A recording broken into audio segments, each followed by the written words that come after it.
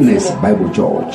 We believe God has touched your heart through the message of today. For more information and inquiries, or if you wish to join us at our services, visit our church at Jesus Generation Ministries, Holiness Bible Church, 12 and 13 Adetuberu Street, Olufunke Adetuberu, Ibadan. Our Sunday school hosts every Sunday at 9 a.m. Every Monday, we dig deep into the Word of God at our Bible study at 5:30 p.m. And on Wednesdays, we have our Holy Ghost service at 5:30 p.m. Fresh 105.9 FM, your feel-good radio, just a dial away.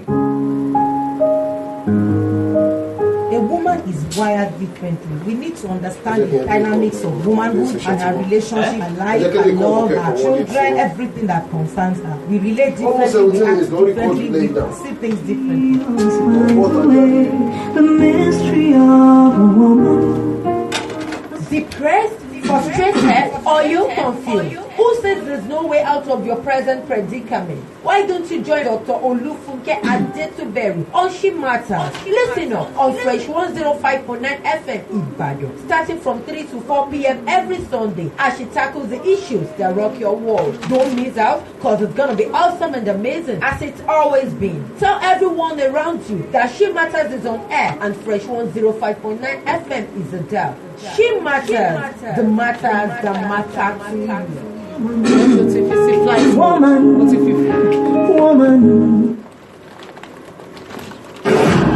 Ibadan kí ni so Fresh FM Ìbàdàn làwà.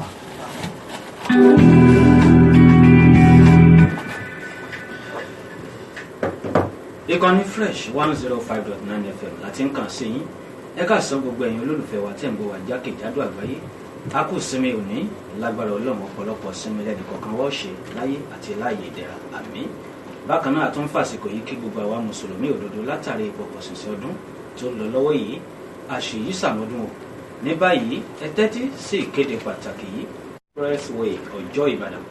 Ìyá wa Ṣìyànbọ́lá Ọláníyì, ọmọ yín, ẹni tí í ṣe olùdásílẹ̀ ìjọ Àgbàlá Daniel Cathedral, àti gbogbo àwọn ọmọ yín ló ń ṣèrántí yín. Súnrẹ́ o màmá wa Comfort ọmọ Ṣèkẹ́ Ọláníyì. Adúpẹ́ wípé iwájú tẹ́ dojúkọ kò bàjẹ́, bákan náà ẹ̀yìn tẹ́ fi sílẹ̀ kò dàrú. Olùkéde ìyá wa Ṣìyànbọ́lá Ọláníyì, olùdásílẹ̀ ìjọ Àgbàlá Daniel Cathedral tó wà ní kìlómítà 142 Lagos Ibadan Expressway Ọjọ́ Ìbàdàn, àti gbogbo ọmọ ló ń kéde.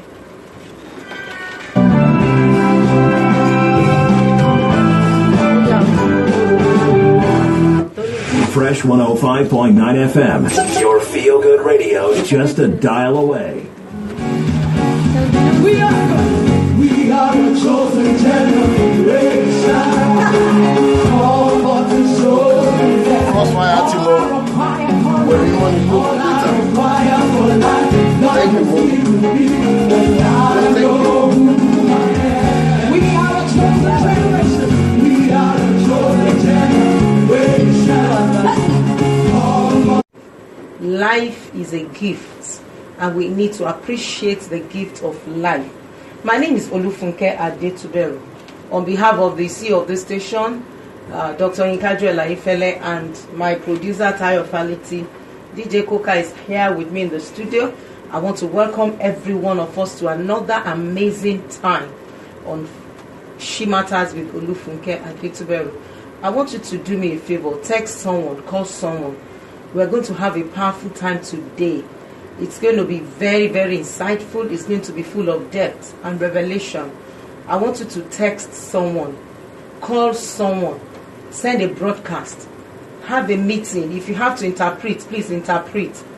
There's so much in my heart today, and I need to let it out because information stops deformity. If you don't know better, you can't live better. I've seen 50, 60-year-old people that behave like toddlers, and you are wondering why are they acting like this. It's because they don't know better. Somebody said, if you are going to give me a cloth, I will look at the one you're wearing. I've changed my slogan. I will check your wardrobe whether the clothes you wore to that party was not borrowed. People borrow clothes to parties. You cannot give what you don't have. And it's so unfortunate that in life, people get to the peak, to the height of their visions, of their dreams, and their inspirations and aspirations And at the end of the day, they now discover that, talent is not enough. Whatever brought me up here, something else has to keep me there. And that is character. That is integrity. That is honor.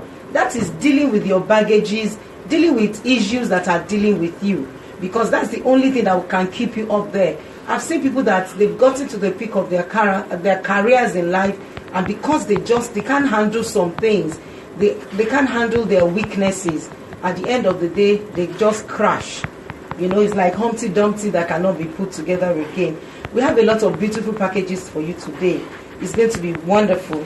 Of course, there's a movie that is coming on for this wonderful Ilea Festival. I want to celebrate all our listeners who are celebrating at this time. We will celebrate with you. The title of the movie is The Quest. Quest. I want you to get ready. If you are able to reach out and touch my heart today in my discussion today and you call in, I promise you are going to have a free ticket to come into the cinema. It's happening here at Fresh FM in the city of Ibadan Music House. We have one today. We've had one on Saturday. We are going to have one today till Monday. It's going to be 12, 3 and 6 p.m. every day in this hall at Fresh FM 105.9 in the city of Ibadan. Please be on the lookout. We are going to take one or two questions. If you are able to get me and give that girl a beautiful life, she's going to come on air one of these days and say, I'm the lady, I'm graduating, I'm a doctor, I'm a lawyer, I'm becoming someone in life. That's my dream for that girl, and I trust God that is going to happen. Life is not known by duration, it's known by donation. It is what you contribute to life that people will celebrate about you. I have a lot of questions here today, and I have to please address an issue. The title Cinema Any Quest. Àwọn òṣèré ńlá ńlá Mama Jídé kò sọ kọ́yìn káyéfẹ́lẹ́ Dorin Simeon gbogbo wọn náà máa wà ń bẹ̀. Ẹni tó bá fọwọ́ tọ́ mi lọ́kàn lẹ́ni tó ṣe nǹkan kan tó yẹ pé ó sọ̀rọ̀ àbí ó dáhùn àwọn ìbéèrè kan tí ó ń dùn mí lọ́kàn tí mo fẹ́ sọ lẹ́ni. Mo promise ẹnìyẹn tó bá wọlé mo máa fún ní oore ọ̀fẹ́ láti gba tíkẹ́ẹ̀tì wọlé láti wo sinimá yìí lọ́fẹ̀ẹ́. Mo wá sọ fún wa wípé ayé yìí ó le díẹ̀ ṣẹ̀dẹ̀mọ̀ àwọn kankan wà tó ń ṣẹlẹ̀ ìgbà tí mo mú ọmọ ọdún 5 tí àwọn ọkùnrin 2 tí wọ́n bá lò pọ̀ tí mo mú wá sórí ètò yìí ni mo mọ̀ wípé àwọn kankan ń ṣẹlẹ̀ lábẹ́ òkùnkùn tílẹ̀ bá ti ṣú nínú ilé láàrin ẹ̀gbọ́n àtàbúrò láàrin àgbàlagbà àtọmọdé ládùúgbò tí ò dẹ̀ sẹ́ni tó ń sọ kankan pa ẹ̀ tó bá tiẹ̀ wá ṣẹlẹ̀ gan tọmọdé bá tiẹ̀ sọ pé nǹkan báyìí wọ́n á gbà lẹ́nu wọ́n ló fẹ́ balẹ̀ jẹ́ ayé àwọn ọmọ yẹn dẹ̀ ń bàjẹ́ lọ oríṣiríṣi àwọn kankan ló ń ṣẹlẹ̀ àsìkò yìí a máa fi wo àwọn nǹkan wọ̀nyí tó máa jẹ́ pé ó máa la ojú ẹ̀mí wa sí àwọn nǹkan kan torí pé kí ni ṣẹ́rí ẹ tó bá lóun ò gbàgbọ́ wípé lálá tó rèké ó ń bọ̀ ńlẹ̀ kó wá lọ sí Cocoa House kó jábọ́ látòkè nǹkan ló máa sọ fún wa pé lálá tó ròkè máa jábọ́ o àwọn Fresh FM freshly pressed ajá àbálẹ̀ àwọn náà máa sọ fún wa pé ọ̀dẹ̀ kan wà dìdìrì kan wà ègún ni kéèyàn máa mọ̀ ṣẹ̀dẹ̀ rí mo tún sọ ní ọ̀sán wípé àwọn kan wà tó yẹ pé àwọn nǹkan tó ń kó bọ̀ bí ẹrù tí wọ́n já sílẹ̀ wọ́n wá láwọn ní ẹ̀bùn wọ́n lè lẹ́bùn kọ́ débi gíga bọ̀ṣọ́ àwọn ìwà kéékèèké àwọn nǹkan tí wọ́n tí deal pẹ̀lú nínú ayé wọn ló máa já wọn kulẹ̀ kò dẹ̀ yẹ kó rí bẹ́ẹ̀ ni mo ṣe sọ fún wa pé ẹ má gbọ́ program ilé ni ẹ má gbọ́ tán ṣẹ́rí ẹ lè ṣàánú mi kẹ́ ẹ bá mi gbòfin fún àwọn kọ̀ọ̀kan tí ò gbọ́ Yorùbá so that á lè easy fún mi láti lè flow dáadáa ní òyìnbó màá try láti ṣe méjèèjì pọ̀ torí àwọn mo mọ̀ pé àwọn tó ń gbọ́ mi ní Yorùbá wọ́n pọ̀ gan ṣùgbọ́n nǹkan tí mo gbé wálé ní nǹkan ńlá ni mo dẹ̀ fẹ́ kí a fetí sí ká fọkàn sí. My name is Olufunke Adetuberu. This is Shematters with Olufunke. I'll be right back after this 1 minute music break. Thank you for listening. Savior is a woman.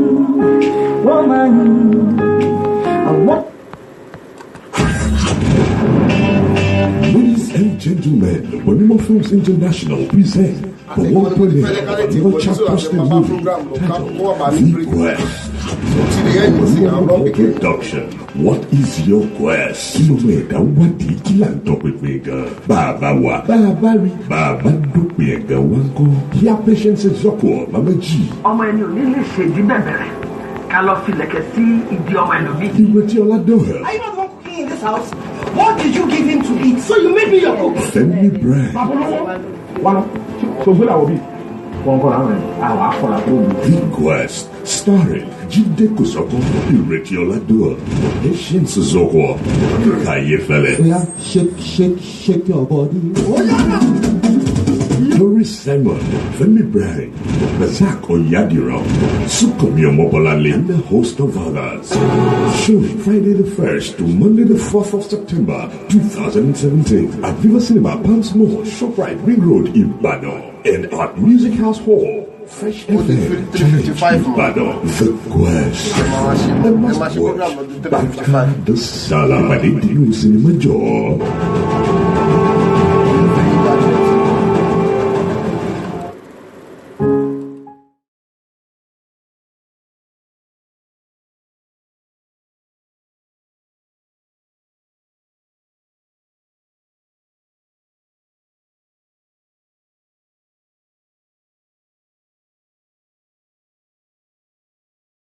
I welcome you back to this wonderful program, Shematters with Olufunke Adetuberu.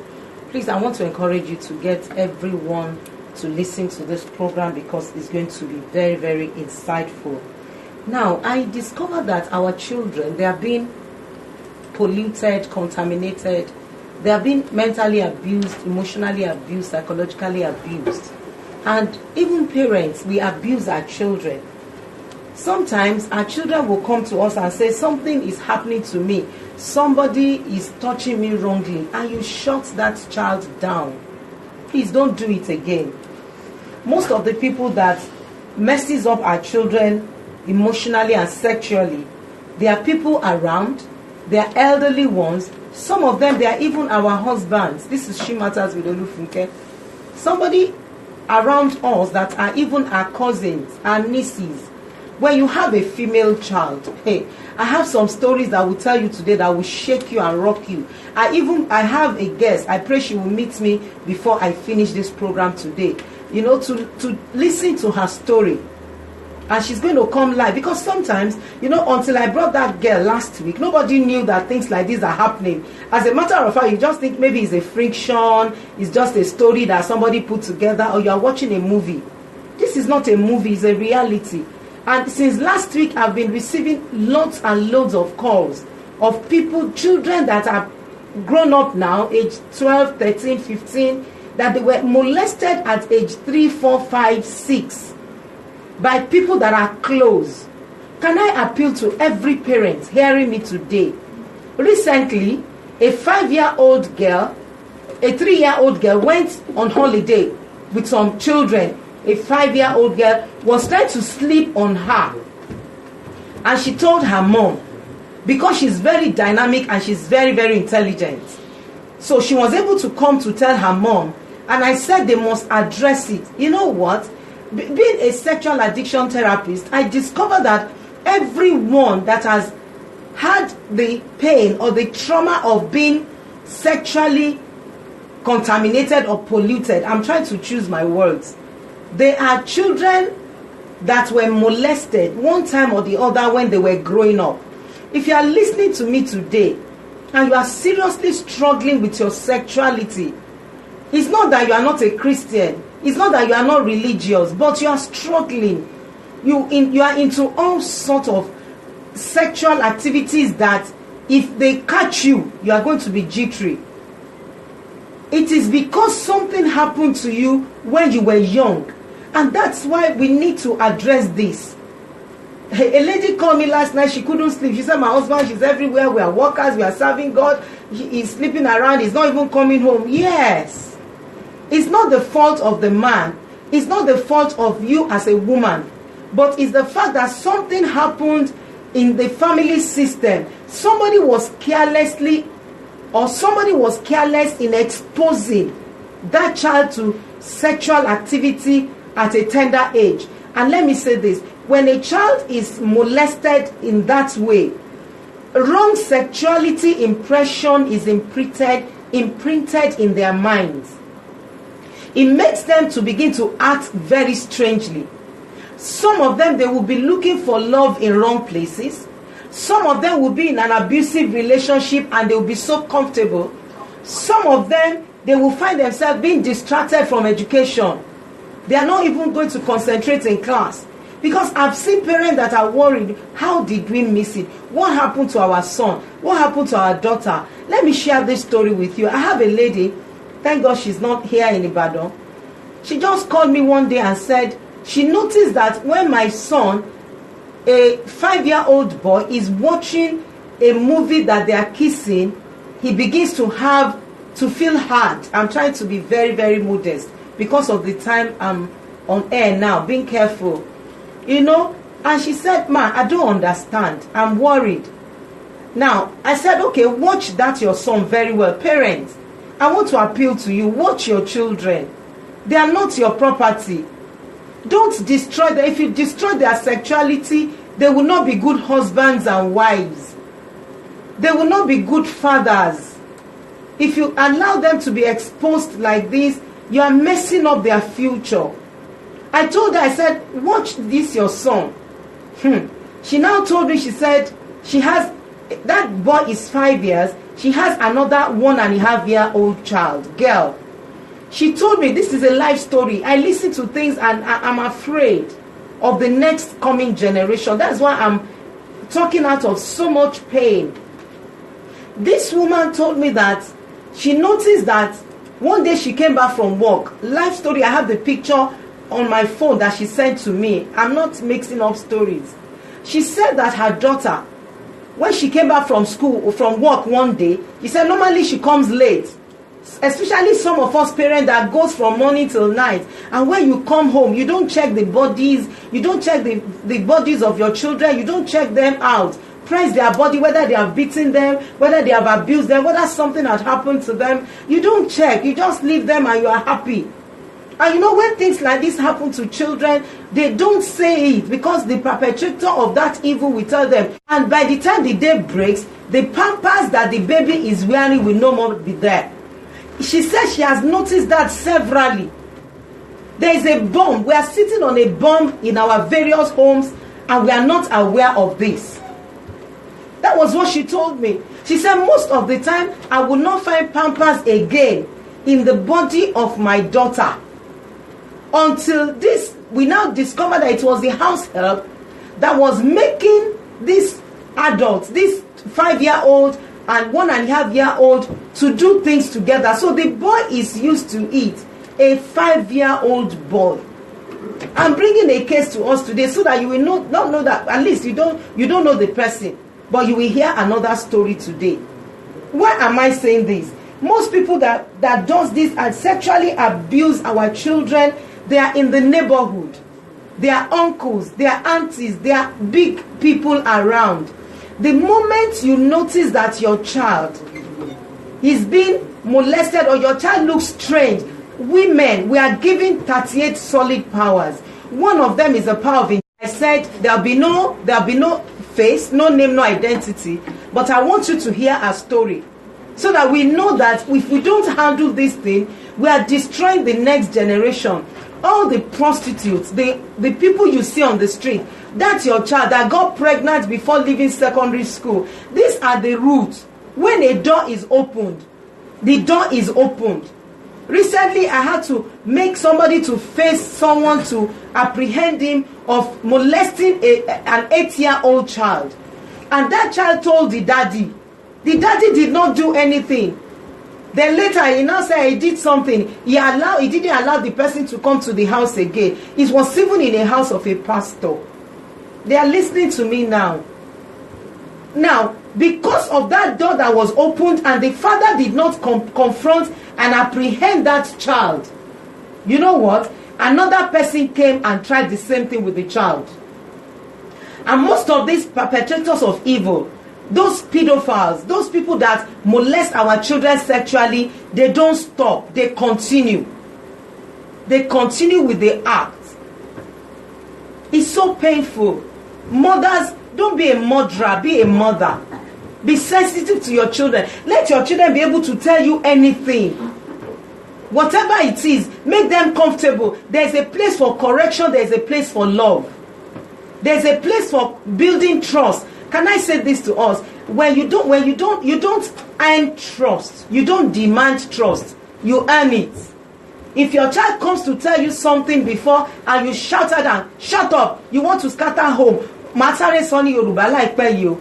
Nǹkan tí mo sọ nítorí àkókò mi ò lákòókò rárá lẹ́ni nǹkan tí mo tó dẹ̀ wà lórí tébù mi ó pọ̀ gan. Mo sọ fún wa pé àwọn òbí ẹ jẹ́ ká máa lajú sí àwọn ọmọ wa, ká má máa wò pé ó fẹ́ da lérú. Tó bá sọ pé ọkùnrin kan fọwọ́ kàn báyìí àbí obìnrin kan ṣe báyìí, ẹ má sọ pé kó gbẹnu ẹ̀ sọ̀hún, ẹ má sọ pé ó fẹ́ túlé, ẹ má sọ pé kí ló ń sọ, ìsọkúsọ ló ń sọ, ẹ má ṣe bẹ́ẹ̀. Torí pé tẹ bá ti ṣe bẹ́ẹ̀ ọmọ yìí ò ní lè fọkàn tán yín mọ́, kò ní lè sọ nǹkan tó wà nínú ẹ̀ mọ́. Ó dẹ̀ ṣẹlẹ̀ káàkiri. Mo ń sọ ti ọmọ ọdún 5 àti ọmọ ọdún 1 àbọ̀ tí ẹ̀gbọ́n ẹ̀ ọkùnrin a tún ní nínú ìdílé tó pé ẹ̀gbọ́n ọkùnrin á máa bá àbúrò ọkùnrin ṣe pọ̀, àbúrò ọkùnrin á máa bá àbúrò obìnrin ṣe pọ̀ nínú ìdílé. Kò sí nǹkan tọ́mọ yẹn fẹ́ dà lọ́jọ́ iwájú. Ṣé rí tí a bá ti ba nǹkan ìbálòpọ̀ tọ́lọ́run fi síbẹ̀ fún ọjọ́ ìgbéyàwó tá bá ti bàjẹ́ báyìí, àwọn ọmọ yẹn ti wọ wàhálà. Àwọn lẹ rí tó máa gboyún ní kékeré, àwọn lẹ máa rí àwọn tó máa tètè bímọ ọmọ kékeré, àwọn náà máa sùn káàkiri, àwọn náà máa ṣaṣẹ́wó, àwọn náà máa mú nǹkan torí pé kí ni wọ́n ti bà emotions wọn jẹ́ ní kékeré. Ibi tó ti ń bẹ̀rẹ̀ nìyẹn.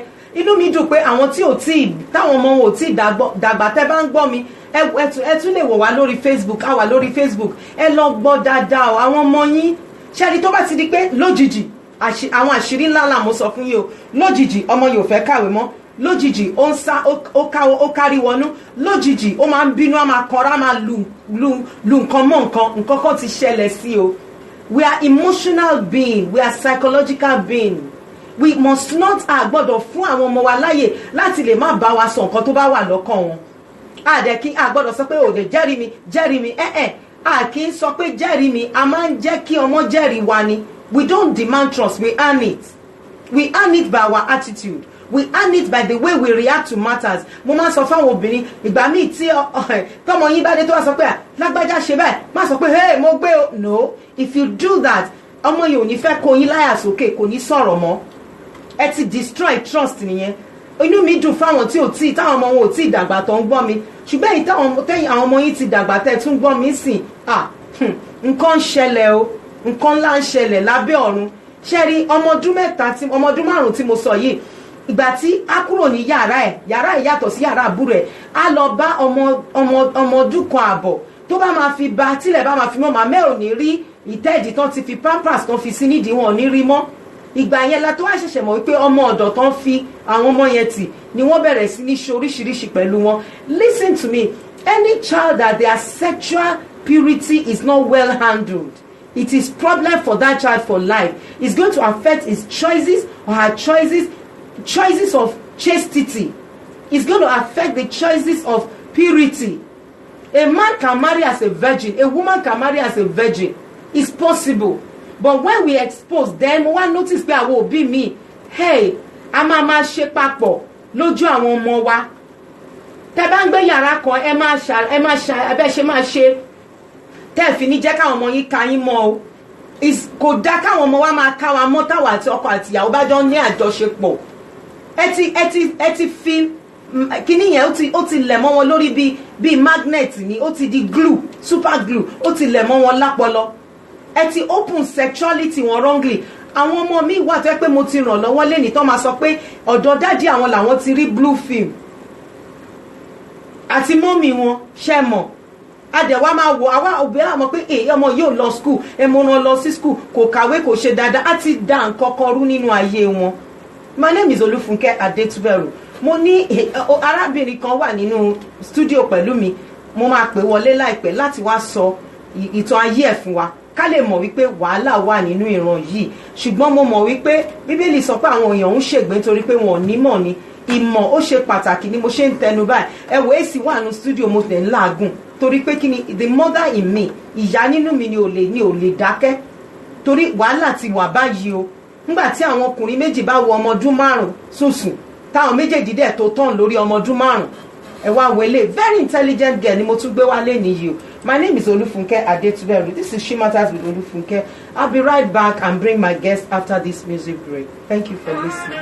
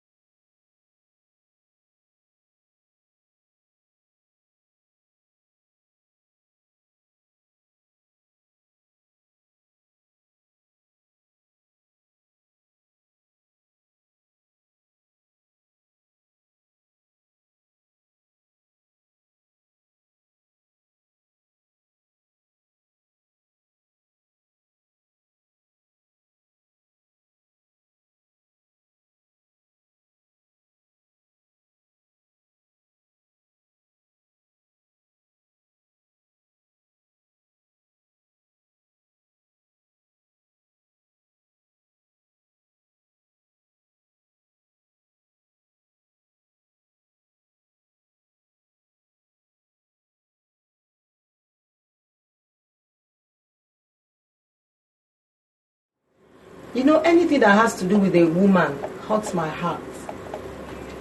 Last week I brought a lady that is just 5, and 2 adults were sleeping with her. She said it herself. You heard her. This lady that I'm bringing to the studio, no face, no name, no identity. She's comfortable. Her life is kept. This is another doctor, professor, engineer, very brilliant girl.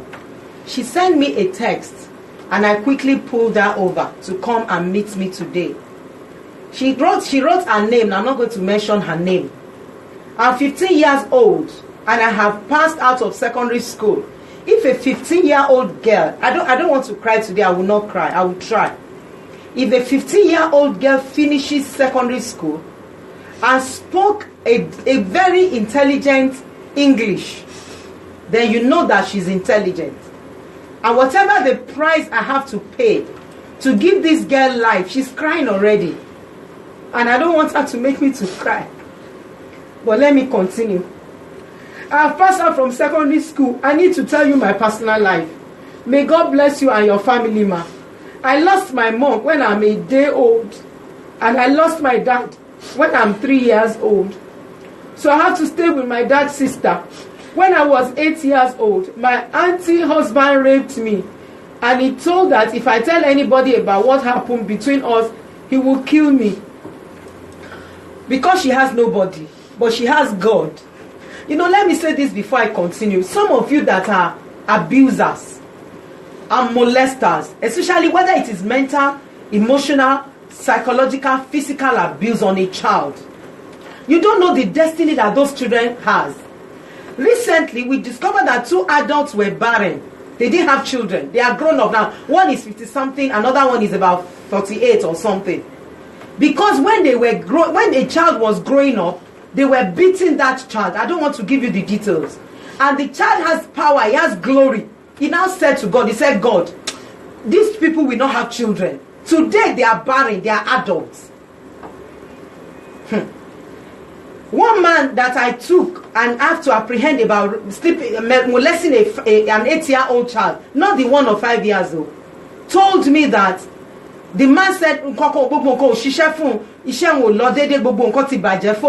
and your more destiny tí àwọn ọmọ yìí ní tẹ́ẹ̀kan ṣe nǹkan burúkú fún tó bá pẹ̀lẹ́ that one. The Bible talks about the angels that are for children. Their angels are strong. Their angels are powerful. If they say anything, I'm not blaming you for wanting to be a pedophile or you are sexually harassing people. You need help. Please seek help and stop it. Let me continue. I use that story to calm my emotions down. What happened between us that he would kill me? 2 months after uncle, same uncle, you does the same thing to me again. I told my auntie about it and she started beating me, saying I'm lying to her until the same thing happened to her own daughter. But she did not tell me, but that uncle repeated it over and over again. That she said that this woman will call me different names because she has no father, she has no mother. If you are listening to me today and you are in a privileged position, you have to be part of somebody's history. I want you to do it well. I need to tell you my story one of these days. My story one of these days. Because by the time I'm privileged to open my mouth on air to tell you my story, some of you will cry for 1 month. You will think I'm lying, and I'm not lying. It is invisibly written on everybody's forehead. I'm going to make it. It's going to be better for me. If you now become an evil person that does not allow somebody else to shine. And one thing you don't understand is, if you stop it, God will raise another help. It's only God that is indispensable.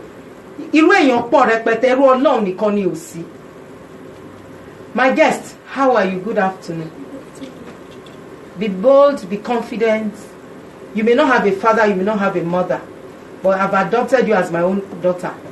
And I will see that you made it in life, whatever it will cost us. That dream. How old are you? 15 years old. What happened to your dad and your mom?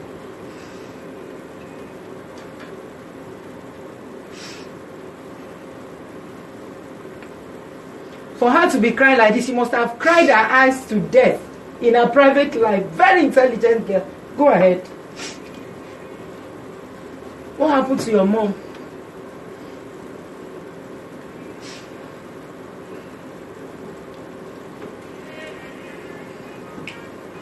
What happened to your dad? They didn't tell me. But you heard that they didn't. But you heard that she died. How old were you when your mom died? A day old. A day old. How old were you when your daddy died? 3 years. 3 years old. And from that junction, you were. Now tell me that. Don't mention your name. Don't mention that uncle's name. You see, God knows the name of that uncle, and He knows him. He knows that your auntie's husband is molesting you. Heaven knows.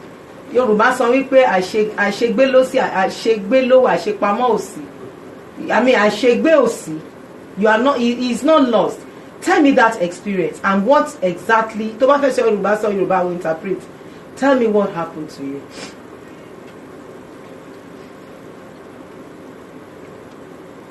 Go ahead. Someone call you. You have to speak. Yes, go ahead. Sọ Yorùbá tó bá fẹ́ sọ Yorùbá.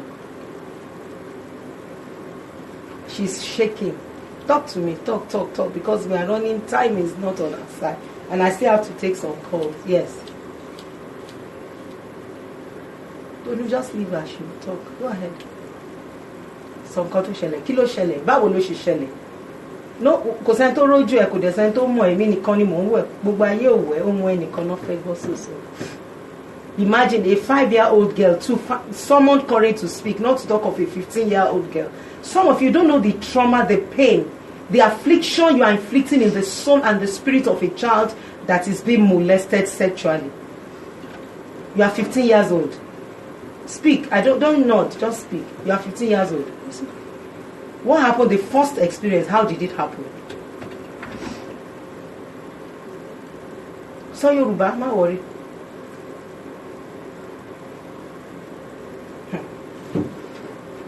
So Yoruba. We don't have all the time. I want you to heal out of this pain. That's why I'm bringing you here today. Yes, that's why I brought you here today. Arábìnrin tí mo mú wá yìí, ọmọ ọdún 15 ni. Ẹni tí bàbá ẹ̀ kú, màmá ẹ̀ kú ńgbà tó wà ní ọmọ ọjọ́ kan ni màmá ẹ̀ ti kú bóyá gbà tán fẹ́ bí iná kú. Ní bàbá ẹ̀ kú lẹ́yìn tó pọ̀ ọdún 3. Láti ìgbà yẹn ó wá lọ́dọ̀ láti ọmọ ọdún 8 ni ọkọ ẹ̀gbọ́n ẹ̀ ti ń bá ṣe pọ̀ títí tó fi di èní. Ó dẹ̀ ní tó ń bá sọ síta pé wọ́n máa pa òun. Mò ń ka lẹ́tà ẹ̀ fún yín ni o. Lẹ́yìn ìgbà tí ọkú tún wá continue tó tún ṣe lọ ó tún wá tún ṣe again ó wá sọ fún àǹtí ẹ pé nǹkan báyìí lọkú ṣe ó náà fẹ́ lù wọ́n ti fẹ́ lù ú pa pé òun fẹ́ túlé ni òun fẹ́ da lérú ìgbà tó ọkú yẹn tẹ́ni yẹn ó wá ṣe sọ́mọ ẹni yẹn ló tó ṣẹ̀ṣẹ̀ wá gbàgbọ́ pé lóòótọ́ lẹni yẹn ń ṣe. Go ahead. Mo ti sọ Yorùbá yá. Ọjọ́ tí ṣẹlẹ̀ ń ṣe wọ́n rán mi lọ sí ní Ìbàdàn. Kò sẹ́ni tó mọ̀ ẹ́ ń bí má wọrí. Sọ̀rọ̀. Ó máa jẹ́ kémi náà máa sunkún mi ìdẹ́fẹ́ sunkún pé àsọ.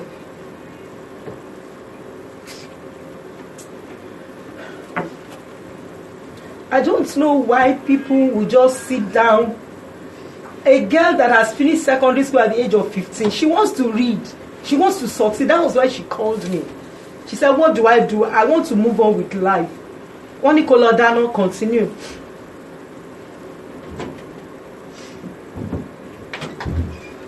Ó ṣe ń gbọ̀n. Má gbọ̀n sọ̀rọ̀.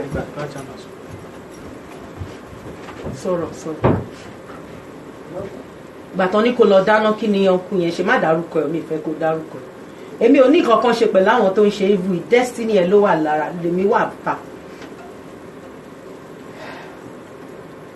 Mo ń gbọ́ ẹ. Don't just leave her, let her, don't touch her again. Maybe that would give her stability. Yes. Mo boy.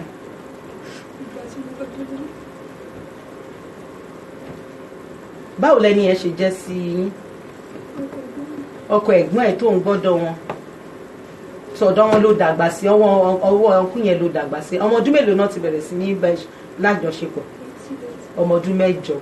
Wọ́n dẹ̀ ń ṣe léraléra. Ṣé ò lóyún ṣá? Ṣé ó ti bẹ̀rẹ̀ nǹkan oṣù ẹ? Ìgbà wo ló bẹ̀rẹ̀ nǹkan oṣù ẹ? Ìgbà tó pé 13 ló bẹ̀rẹ̀ nǹkan oṣù ẹ. Wọ́n máa ń bi ẹ́ pé ṣé o ti ṣe nǹkan oṣù ẹ kó tó tún bẹ́ẹ̀ ṣe papọ̀? Ó máa ń béèrè lọ́wọ́ ẹ̀ so that kó má lọ lóyún fún àbí? Kí ni àwọn nǹkan tí kinní ti dá sí ẹ lára? Kí ló ti ṣe? Because mo rí pé one of the things that ó máa ṣe sí ẹ náà ni pé self esteem ẹ ti máa lọ. Mo gbọ́. Báwo ló ṣe kàwé tó ṣe dáadáa school? Public school ló lọ.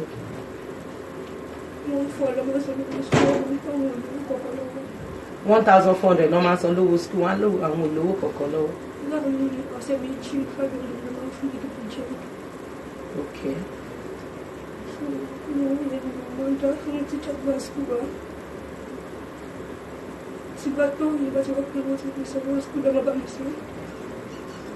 Àwọn teacher school ẹ̀dẹ̀ mọ gbogbo ilé. Èèyàn kan ṣoṣo ló mọ̀. Mo fẹ́ gbọ́ experience ẹ̀. So lẹ́yìn ìgbà kí ló wá gbà tó sọ fáǹtì ẹ̀, kí ló wá ṣẹlẹ̀? Ọkọ àǹtí ẹ̀yẹn náà máa ń na àǹtí ẹ̀. So wọ́n sọ pé ó parọ́ mọ́ wọn. Okay. Well, we have no choice than to just go on this music break to reduce tension. I'm going to open the lines now. I have a gift. Like I told us, we have a program on our wonderful station at the Fresh FM's cinema house that is called The Quest. Powerful movie that we all have to watch. And if you answer my question intelligently, I promise you, we are entitled to 3 beautiful tickets. My name is Olufunke Adetuberu. This is Shematters with Olufunke. I have a guest in the house. Very emotional case, very painful situation. But I know that this is the beginning of rest for her. I'll be right back after this break.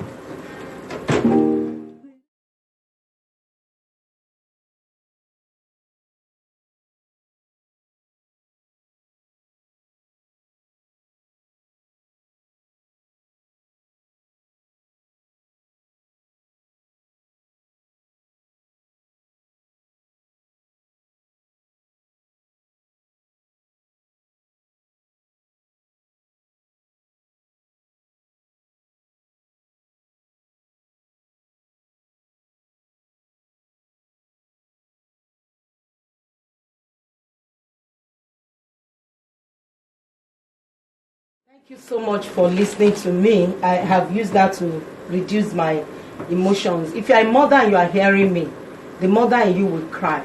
She's an orphan, no father, no mother. And she became a subject of sexual toys in the house. And she even said that the auntie that she's living with used to beat her husband used to beat the auntie. So there's nothing the woman can do.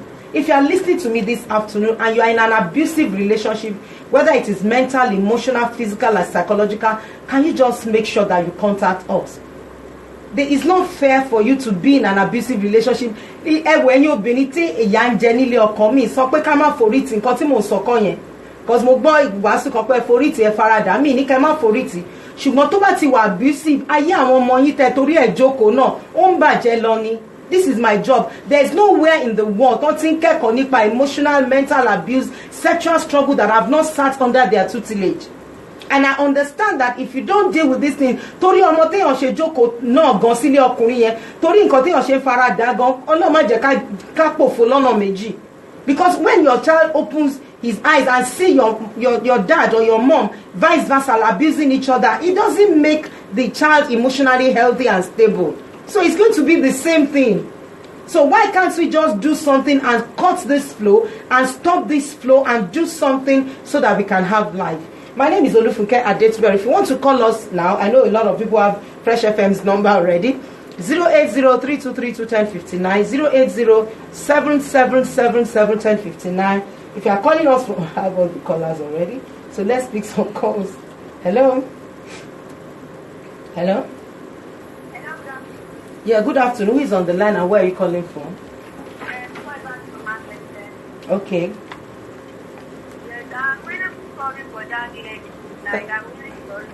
Thank you very much. Thank you. Thank you. Let's pick another call. Hello. Hello, good afternoon. Who is on the line and where are you calling from? May Almighty God continue to bless you. Ami. My name is Shematters. I'm calling you from Abuja. Ẹ ṣé tẹ́ pè wá. Mo fẹ́. Ṣé mo ní. Hello ma. Mo ń gbọ́ yín sharp ìṣẹ́jú kọ̀ọ̀kan ìdájí ìṣẹ́jú la nítorí ọjọ́ wa ń lọ gan. Mo dẹ̀ sì fẹ́ ṣe. Gbogbo àwọn tí wọ́n máa ń lo ọmọ nílòkulò jẹ ìwà àbàjẹ́ ìwà àbàjẹ́ gidi ni. Torí pé Ọlọ́run kò faramọ́ ká máa fi àjẹ ọmọ làkejì. Bẹ́ẹ̀ni. Wọ́n mọ ipa tí ó kó bóyá ọmọ mi bóyá tó máa ti ń lọ lánàá jù bóyá kò ní mẹ́ta kìíní ẹ̀fẹ́ kò ní. Kì í ṣe bóyá o mẹ́ta kìíní ò lè wà ó dálì mọ́. Ọmọ ẹ máa di dìdìrín oko nígbà tó máa ń ṣe mọ́ ni. Bẹ́ẹ̀ni ẹ ṣé tẹ́ pè mí ẹ ṣé. Hello. Hello sir, who is on the line? Where are you calling from? Oh my God, a lot of calls. Hello. Emma Carson, sir. Yes, sir. Ami, ẹ ṣé, sir.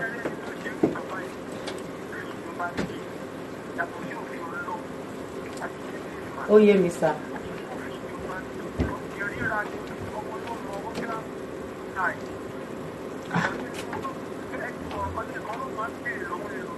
Bẹ́ẹ̀ni.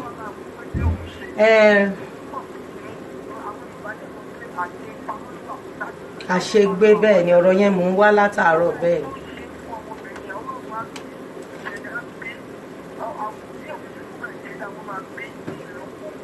Òun náà ń gbọ́ pé kì í ṣe ẹni yẹn ò ṣe gbé o ṣùgbọ́n nǹkan tí mi ẹ ṣe sí. Bẹ́ẹ̀ ni.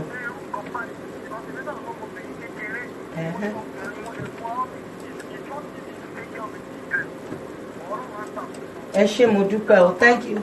Ẹ ṣé adúpẹ́ pẹ́ pè wá. Mo fẹ́ sinimá kan ń lọ lọ́wọ́ ní hello. Ẹ jẹ́ kí n gbé àwọn ìpè díẹ̀díẹ̀ mo fẹ́ béèrè kan ni. Hello sir, ẹjọ́ ta ló ń sọ̀rọ̀? Ẹ káàsán sir, ẹjọ́ tẹ́ bá ń sọ̀rọ̀ ẹ bá kúrò lára rédíò yín ká lè gbọ́ yín dáadáa. Ok sir, mo ń gbọ́ yín sir. Ẹ ṣé sir.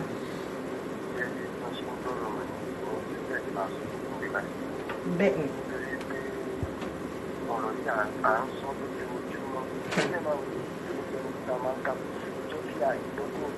Bẹ́ẹ̀ni sir. Bẹ́ẹ̀ni.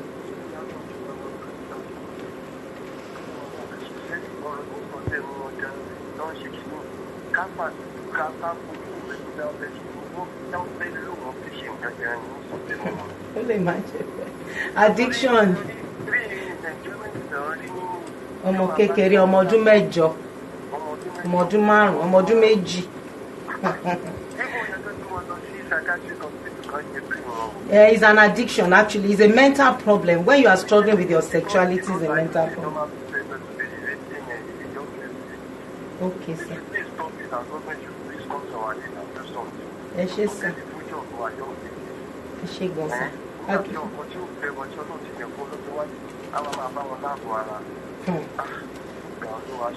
Ẹ ṣé mo dúpẹ́ o. Àmín. Ẹ ṣé gan sir. Hello. Oríṣiríṣi ìpè mélòó ìwọ la fẹ́ gbé ń bẹ̀rẹ̀.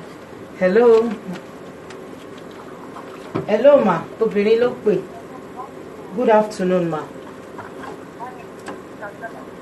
Thank you ma. Thank you ma. Thank you. Amen.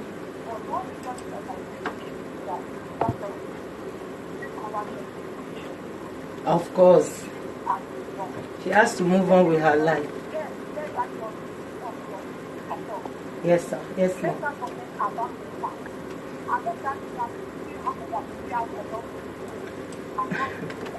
Eshema. One of the things is not even. Thank you, ma. What even pained me most about her life is she has to still struggle to go to school even before she finished in JSS school at 15. She had to owó tán bá fún lóúnjẹ ló ṣẹ̀ṣẹ̀ máa dájọ́ tó fi máa san 1,500 ní public school because wọ́n mọ̀ pé kò síbi tó fẹ́ lọ kò ní help náà ni. ẹ wo mo fẹ́ béèrè ìbéèrè kan lọ́wọ́ wa tẹ́ bá ti dáhùn dáadáa mo máa fún yín ní orí ọ̀fẹ́ kan láti lè wá wo sinimá lọ́fẹ̀ẹ́. Ìbéèrè yẹn mo ṣì ń bọ̀ lórí ẹ̀, ẹ jẹ́ ká máa gba ìpè lọ. Hello. Hello. Hello. Hello. Ẹ jẹ́ bá wa kúrò lẹ́gbẹ̀ẹ́ rédíò yín.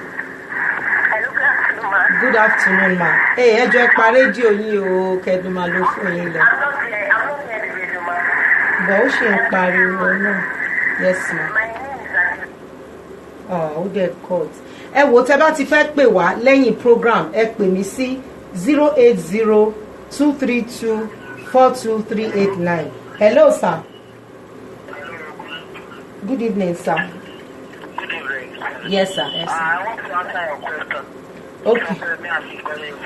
Mi tí ìbéèrè question yẹn dẹ̀ ti fẹ́ béèrè ìbéèrè kan ni mo kọ́kọ́ fẹ́ béèrè mo ṣì wà lórí program ní tá bá máa béèrè ìbéèrè ìṣẹ́jú mélòó kan la ṣì máa lò máa pè ẹ pè padà tá bá ti fẹ́ béèrè ìbéèrè orí program la ṣì wà. Sherry, another thing tí mo fẹ́ sọ fáwọn òbí ni wípé ẹ máa jẹ́ káwọn ọmọ yín free pẹ̀lú yín, ẹ máa béèrè àwọn ìbéèrè tó jẹ́ pé ó ní ṣe pẹ̀lú àgọ́ ara wọn láì ní any special way. Ṣé mọ̀ tẹ́ bá ti how are you daughter, how are you son, how are you today, I hope anybody did not beat you. Tó bá wá sọ pé tó bá ti gbá ń bi tí ò yẹ kán gbá ń bi ara kó sọ fún yín so that ẹ lè máa monitor bí àwọn èèyàn ṣe ń ṣe sáwọn ọmọ yín. Ẹlòmíì sexual abuse là ń sọ yìí o, physical abuse wà, verbal abuse wà. Teacher mi àmà pọmọ mi lólódò ọ̀dẹ̀ dídìrín wọn gbọ́dọ̀ pé ọmọ bẹ́ẹ̀ yẹn. Àwa òbí kò yẹ ká máa sọ nǹkan tá a fà fẹ́ rí nínú ayé wa. Àgàgà yín tẹ́jẹ́ single tẹ́jẹ́ teacher ẹ má máa kanra mọ́ àwọn ọmọ ní class. Ẹ ń demoralize wọn nìyẹn, ń sọ wọ́n di ẹni tí ò ní lè focus sórí ìwé. Ẹ rántí pé ìgbà tá a wà ní school DJ ẹ máa rántí pé ìgbà tá a wà ní school àwọn teacher maths là kí n like torí ẹgbàá náà máa ń mú wá sí class. Maths ò le tó yẹn abirọ́ ni, maths ò le tó yẹn ṣùgbọ́n tábà ti wà ní tábà ti mẹ́gbàá dání a ti bìlí pé maths le la ṣe náà ṣe mẹ́gbàá dání. Ẹ jẹ́ kí n gba ìpè mélòó kan sí kí n tó béèrè ìbéèrè ni. Hello, ìpè mẹ́ta, ìpè kan ṣoṣo ni mo ní báyìí. Oh my goodness, ọjọ́ ti lọ gan. Hello. Yes sir, yes sir, ń gbọ́ yín sir.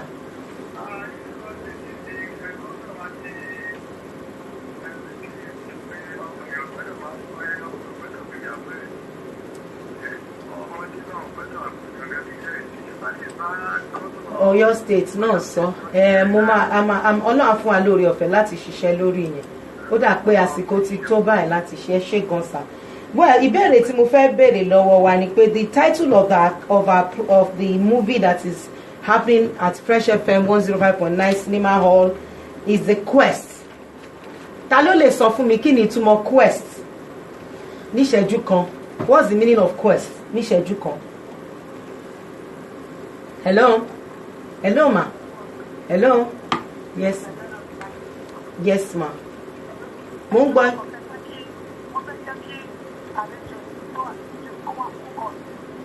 Bẹ́ẹ̀ni. Torí tó tiẹ̀ ti wá bá mi báyìí ó ti wà focused because ẹ ṣé ma. Ẹ ṣé mo dúpẹ́. Thank you ma. Hello? What is the meaning of quest? At least ẹ ti ń gbọ́ jingle, ẹ ti ń gbọ́ promo quest. Kí ni meaning quest? Hello, Tabasari quest is that it's your answering for pé asking for to get intended to have. Ìbéèrè téèyàn ń béèrè fún. Hello ma. Ẹ mò ń gbọ́ yín náà ni, ẹ sọ Yorùbá, ẹ sọ lóyìnbó dára. Okay, mo sáré pé the quest ni pé bí a fi téèyàn intend láti ní bí a fi téèyàn ní láti mú jáde ẹ mọ̀. Okay. Well, tí n bá rẹ̀ mo fún yín ní ẹ text kí lorúkọ yín again? Ọpẹ́yẹmí Afeez láti Amúlòkó. Ọpẹ́yẹmí Afeez láti Amúlòkó. Kí ni nọ́mbà yín? 090. Okay. 22. 29. 2039. Ẹ̀mí tí fún yín o tí n bá máa fún yín bóyá mo máa rẹ̀ tó máa gbà dáadáa jù yín lọ. Hello. Okay. Hello. Kí ni meaning quest?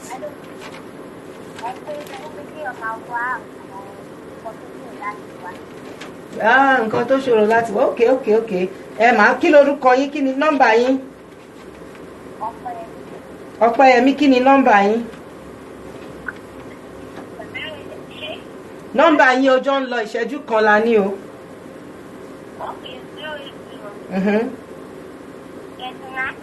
Okay.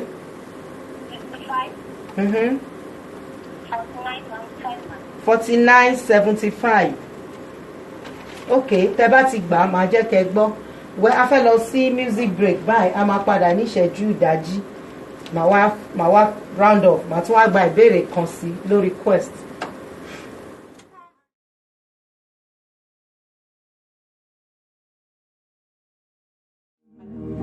Woman. Ela vai para o Haddad.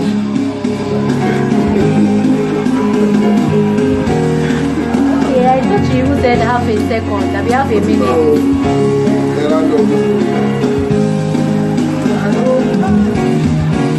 We are a chosen generation. All for to show.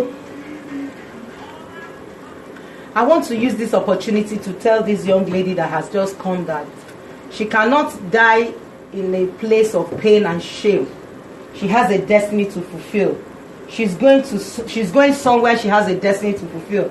Well, whatever happens to you in life is for you to be great. I'm happy that you are facing your studies. You are doing everything to make it in life. You're going to be amazed. You will make it in life and you will succeed. Well, I don't have a choice than to be living and be rounding off. My name is Olufunke Adetuberu. This is Shematters with Olufunke on your one and only station, Fresh FM 105.9, the city of Ibadan. Please, you can send me a text on 080-232-42389, 080-232-42389. Well, the phone is off now, but it's going to come up shortly. And please, if you have any privilege of helping this young girl, please send me a text also on that number, 080-232-42389. Life is not known by duration, it's known by donation. Whatever you contribute to people's life is going to come back to you. Once again, my name is Olufunke Adetuberu. On behalf of the CEO of this wonderful station, Evangelist Nkajo Laifele, DJ Koka, thank you so much. Faleti, thank you for being my producer. My name is Olufunke Adetuberu. I appreciate you for listening to me. Please don't hesitate to send me a text on 080-232-42389.